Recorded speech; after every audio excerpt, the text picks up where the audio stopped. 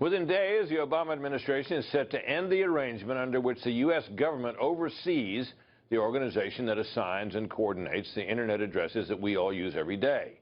But 4 state attorneys general have filed lawsuits. They say the transition would violate the U.S. Constitution and, more importantly, perhaps make the Internet a much more dangerous place. To help us understand what this all means is cybersecurity expert and senior fellow at the Center for Digital Government, Morgan Wright.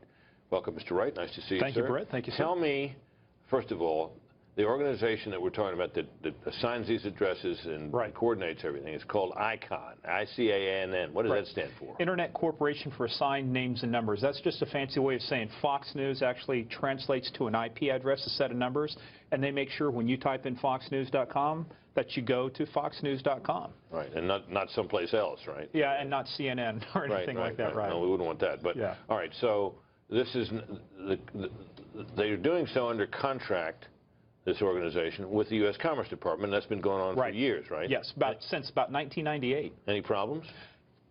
Untold, I mean, ask Mark Zuckerberg, ask, the guys at Twitter and stuff. Untold wealth, great job creation. We've got an economy that works. We've got a lot of capability. It's, kind of thing, if it's not broke, why are we fixing it? Well, now, when this transfers, it'll transfer to some other body, right? The supervision that we now have, or at least the oversight that we have as a government, will transfer to some international body. What is that? Well, it'll still be ICANN, but what they're going to do then is open up, and they'll be think of it a UN for the Internet. That's basically what it's going to be. They already have about 111 member countries. A lot of those already being UN member nations, and so they're looking U.S. being one of those countries. U.S. being one of those countries, but it gets back. The real question is, with that many people, we've seen how effectively the UN works. Will this be effective in terms of how it manages going into the future? Will we be able to protect our interests? More importantly, our .gov, our .mil addresses, and our space in cyberspace. That's one of the 5 domains now: sea, air, land, space.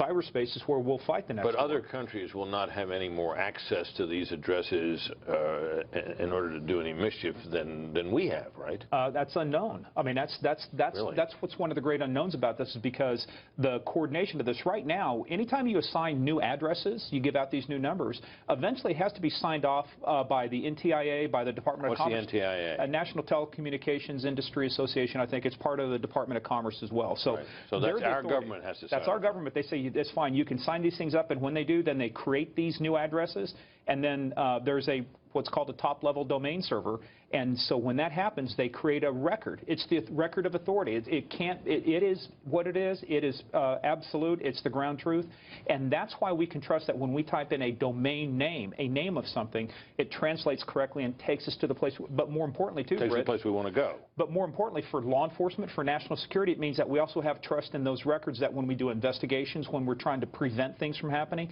that we have trust that those numbers and names are accurate as well. Now, there was a measure to stop this from happening. Right. And that failed in Congress? Yeah. It was attached to a spending bill. It got cut out of the spending bill, so we're now 24 hours. So we're down to the attorneys general in their lawsuit. Right. Yeah. Where does that stand? As far as I know, it's under consideration. I was trying to get an update right before we came on air, but, quite frankly, one of those arguments has already been dealt with. It is they've already determined that it is not U.S. government property, so that claim, I think, is going to be weak. The question is, from a national security standpoint, have we done enough to protect ourselves before we transfer ownership of this away from the U.S. government? And I take it that once it's gone, it's gone. There is no putting the toothpaste back in the tube on this one. When it's out the door come October 1st, it is a brave new world, and we have no idea. We kind of have an idea, but we don't really know where it's going to go. Morgan Wright, thank you, sir. Nice to meet you.